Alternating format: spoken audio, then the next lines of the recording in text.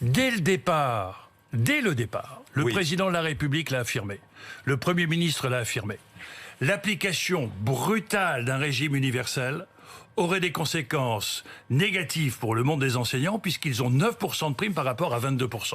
Et donc, nous devons faire en sorte de pouvoir accompagner et revisiter le contrat de la nation avec le monde des enseignants en disant « Nous avons besoin de vous revaloriser parce que le système actuel est injuste ».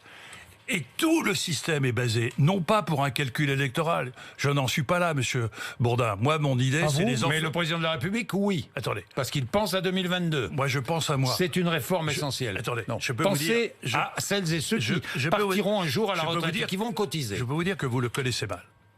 Parce que lorsqu'il m'a demandé de bien vouloir m'occuper de ce projet, Oui. c'était deux choses. Un, remettre en place une protection sociale du XXIe siècle.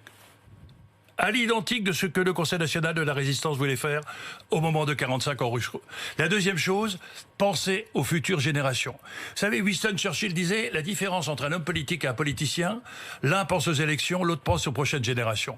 Tout le combat du président est en train de mettre en place des politiques pour armer la France pour le futur, pour les prochaines générations. Et ce projet de régime universel, c'est aujourd'hui un projet qui consiste à renforcer la cohésion générationnelle, à Alors, est-ce réembarquer que la vous confiance dites des ce jeunes. matin, on a compris, mais Jean-Paul Delevoye, est-ce que vous dites ce matin que tous ceux qui vont manifester le 5 décembre contre cette réforme de retraite sont des corporatistes qui défendent un système obsolète d'un autre temps?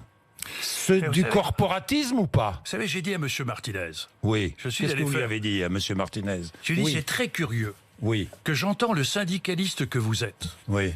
qui à l'époque était dans le Conseil national de résistance aux côtés des gaullistes, pour bâtir ce qu'on appelait la maison commune, les règles communes, l'universalité. Les ordonnances de 45 qui ont mis en place les régimes spéciaux l'ont été à titre temporaire. Comment expliquer aujourd'hui que les syndicats...